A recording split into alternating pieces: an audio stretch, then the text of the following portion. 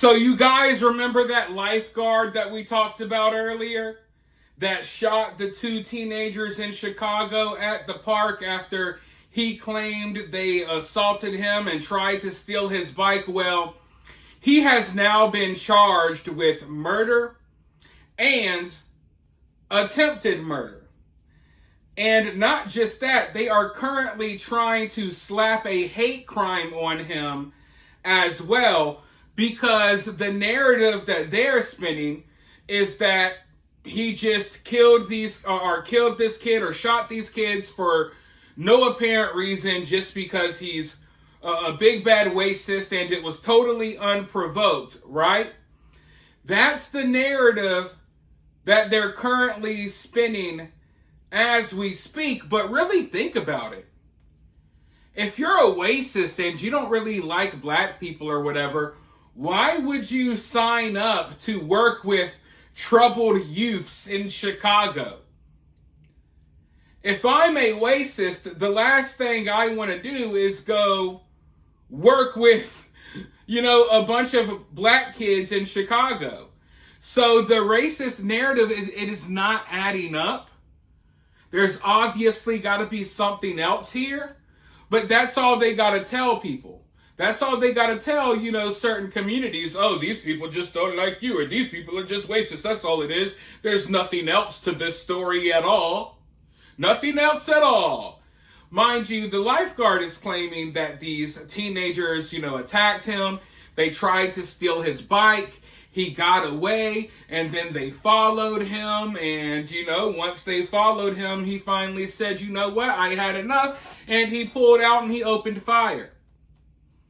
Now, when something like this is happening to you, when you're getting attacked by a gang of rocket scientists and future mathematicians, when you're getting jumped by a gang of people and there's a lot of hooting and hollering and yelling going on, I imagine it can be very disorienting. So what I'm wondering here is, did he get away from the initial pack of people who were attacking him? And then when some other people walked up towards him, he just thought that they were the attackers and he opened fire? I don't know. I don't know yet, because the details are still unclear. The people that he shot, were they part of the original group that he claimed attacked him or what? That remains unclear. But what I do know for sure, and like I've said in my prior video, I'm not here to defend the lifeguard because I don't know the full story yet. There still are some details that are unclear here. But what is clear to me is that they're just trying to spin this and play the race card again without actually giving us any details. And I've seen enough of these stories to know that oftentimes people play victim when they're not the victim, and there's always that he didn't do nothing mentality that comes into play. But yeah, as of right now, the dude is being charged with murder. He's being charged with attempted murder, other charges as well, and they want to slap him with a hate crime because they're making this out to be something that he did, like, oh, I just saw two black kids and decided to open fire, even though he's a lifeguard that works with hundreds, if not thousands, of kids of all races on a daily, weekly basis.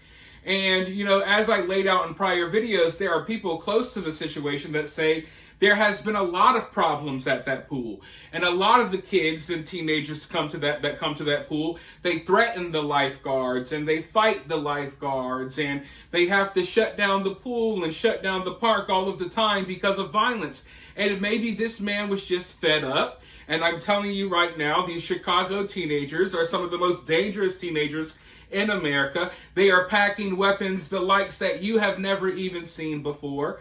I'm talking 3D printed stuff, all type of stuff.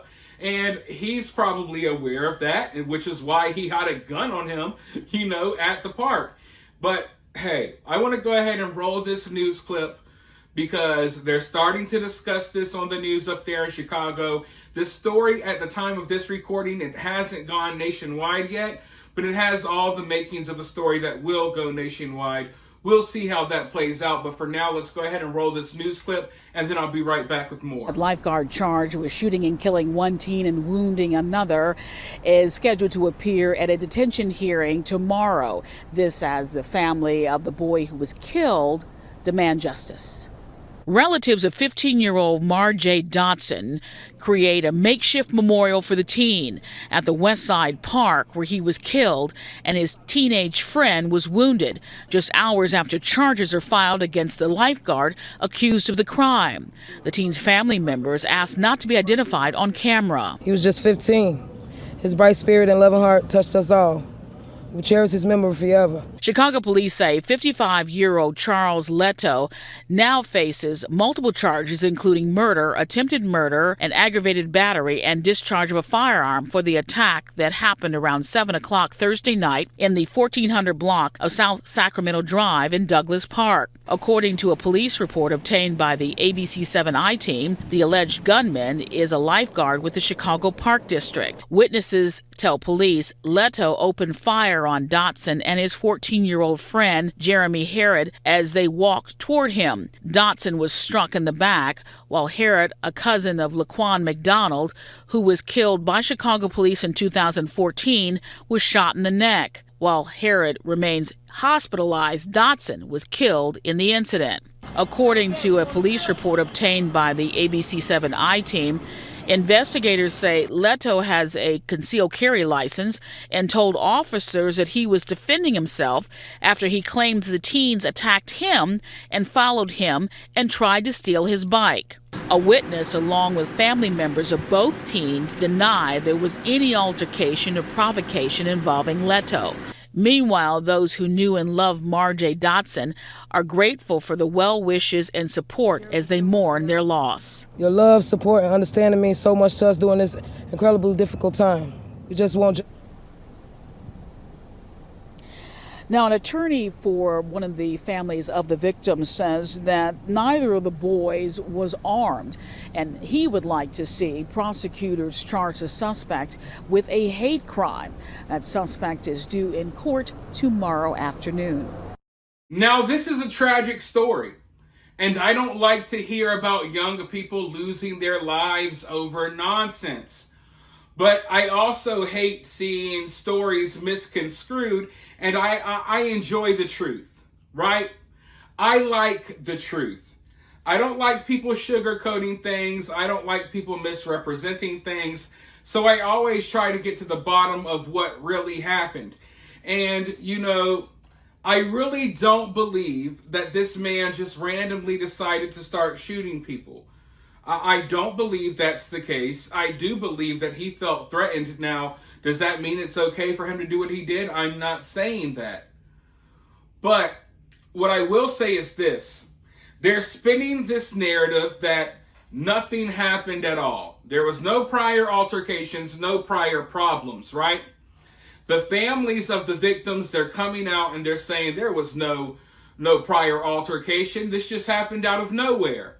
And they even have a couple of witnesses on the ground that are saying that this came out of nowhere, right? And we know that regardless if an altercation happened or not, these people were going to say the same thing. They could literally be on video jumping the lifeguard and beating him within an inch of his life, and they'll still say he didn't do nothing. Like Carmelo Anthony, you could kill a kid at a track meet, they'll still say he didn't do nothing wrong. So these people are going to say that these kids didn't do nothing regardless. So listening to them is kind of pointless. But what I did manage to find is I managed to find a few video snippets from the scene of the crime when this story had just happened. And there's a lot of commotion. There's a lot of chaos going on. But in the clip that I'm about to show you all, I need you all to listen very, very closely. Because the media is saying that there was no altercation. The family of the victims are saying that there's no altercation. They have, I guess, little allies that were on the ground that are backing up that story that there was no altercation. But in this video clip, you're going to hear people, witnesses who were there at the scene of the crime as the crime scene tape is being rolled out. You're going to hear them discussing a prior altercation between these teens and the lifeguard. An altercation that we were told didn't happen. but apparently it did. Now, before I roll this clip, though, I want you guys to go ahead and show some love to the channel. It's totally free. Hit that like button. Drop a comment. Share the video. People need to see this. I don't know if this clip has really made the rounds on the internet yet. People need to see this. Because regardless of what happened here, we can't pretend like there wasn't a prior altercation, okay? Because that's what they're rolling with, but we know otherwise, especially because of the clip that I'm about to show you. So share this video, and if you want to take your support one step further, if you appreciate the work I do here, I try to work as hard as I can for you all. I try to get you all the truth. If you appreciate it, you could always donate via Cash App or Super Thanks. Always humbly and greatly appreciated. But with that being said, let's roll this clip. Remember, listen closely, and then I'll be right back with more thoughts. Come baby over here. This shit wild as hell. Wild than a motherfucker.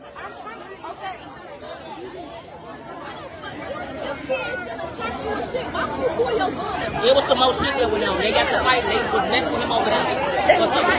They was did some over there with his ass, and he was already scared. I heard that. There was some more shit that went on. They got to fighting. They were messing with him over there. He was already scared. They were already doing something to him. You all heard that, right? So the media is lying. Big shocker. The families of the victims are lying. And look, I'm sorry that, this family lost a son. My heart goes out to them. But at the same time, I'm dedicated to the truth. And the truth is, from what it sounds like, there was a previous altercation. And you heard it from the people who were there, literally recording. You see the bike still sitting there on the ground. Commotion is still going on. People are still pouring out of the park. People are still pouring out of the pool. And she says it straight up, that he was scared. He was already scared because they already got onto him. They were already fighting him, and there was already something that already went on before he winded up pulling out the gun later and shooting the two teenagers that approached him.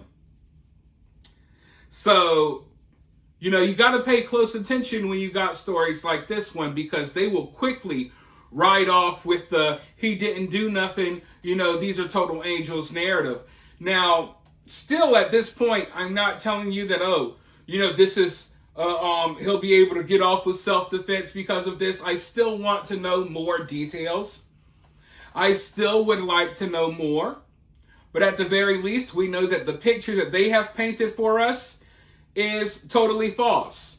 It's totally false. And this is why we can't really trust the media. And this is why people like me exist, because people like me have to work overtime behind the scenes trying to get the factual information for you all as the media continues to go along with their anti-white agenda and all of the other agendas that they're currently pushing.